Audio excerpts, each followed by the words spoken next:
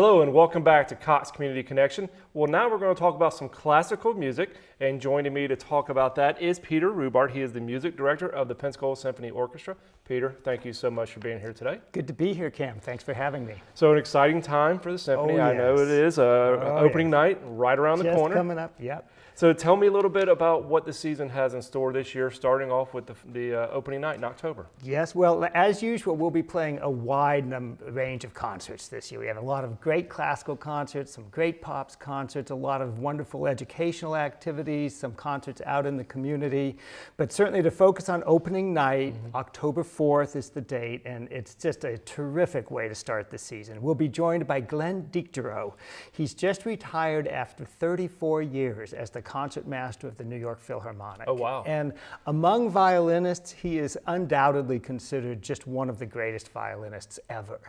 He's chosen a career as both soloist and concertmaster for all of those years, but now he's becoming more of a soloist. I've been wanting to get him here for a decade. You know, he's a legend, and he's coming to play the Beethoven Violin Concerto, one of the grandest masterworks of all. For people at home who aren't sure what that means, when you say that he is the concert master, what exactly is that? That's a great question. He's the principal violinist. Okay. He's the man that walks out first, he helps tune the orchestra and that kind of thing, but it's much more than just a figurehead job. He's also the person who mediates all the musical issues that involve the technique of playing string instruments, and there are thousands of them. So he helps smooth over all the communications between the conductor, between the section leaders of the orchestra, and first and foremost, a concertmaster has to be the best string player on the stage. Absolutely. And that's saying a lot for the New York Philharmonic. Absolutely, and that's a great get for us here in Pensacola to have him come down. So Yeah. congratulations on that. Thank So you. opening night with the show, what can people expect if somebody comes down to the show?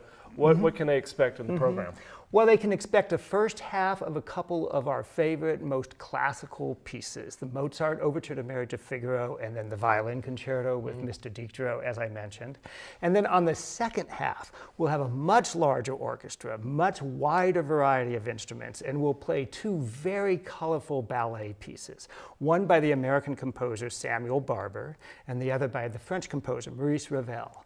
And both of these pieces have huge orchestras, lots and lots of color and effects and razzle-dazzle excitement to them, and they make a wonderful pairing, and it's a great way to showcase the players of the Pensacola Symphony. Outstanding. So that's opening night, which is October 4th. That's October 4th. right. Tickets available at PensacolaSymphony.com Okay. or by phoning our office, 435-2533.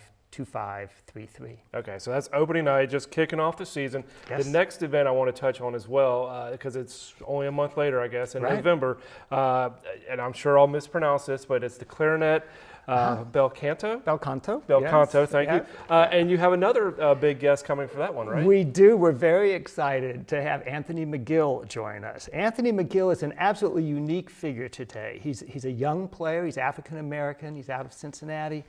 And he's went quite quickly from principal clarinet of the Metropolitan Opera Orchestra just a month ago to becoming principal clarinet of the New York Philharmonic. Oh, wow. So we have a definite New York Philharmonic Absolutely. connection on Absolutely. these first two concerts.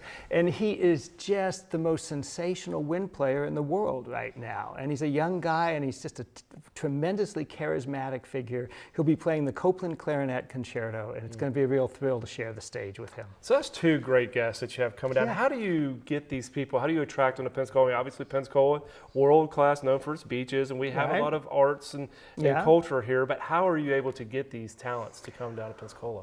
A lot of these are things that we work on for quite a bit of time. Certainly both of these guest artists are artists that we've been pursuing for several years. A lot of times it's just a question of lining up schedules. Most of these people would be very happy actually to come down to Pensacola. We have a good reputation nationally as being a fine orchestra and a good place to play and a wonderful audience and a wonderful hall. So it's a nice way for them to come spend a few days and do something that's not what they normally do. But their schedules are normally so busy that sometimes it is years to get it lined up. Sure, like you said, it took you over a decade. We've been working Dicterow for a long For a decade, time. but that is Yeah. great. And we talked a little bit at the beginning about how long the symphony has been This going on. is our 89th 89th season. season. 89th season. It makes it, I believe, the longest continually operating orchestra in the South. And it's a real testament to the community of Pensacola and the support that the community shows for the orchestra. We do a lot of different things out in the community. We'll be playing at the Arts Festival, of course, as we do every year. We'll be doing our educational concerts also in November this year that we do every year. We've got a whole host of activities going on, and it's really been a wonderful relationship between this orchestra and this community. Perfect. Peter, thank you so much for joining me today. As we mentioned, this is just the start of the year. Yeah. Just the first 2 programs, but give me your website again so people can go and look at the rest of the schedule. PensacolaSymphony.com. Thank you so much for being my guest today. I really appreciate it. Thank you, Cam. Stay with us. When we come back, we'll be in our Fort Walton Beach studios to talk about the Destin Seafood Festival and also take a look at the Arts and Design Society of Fort Walton Beach.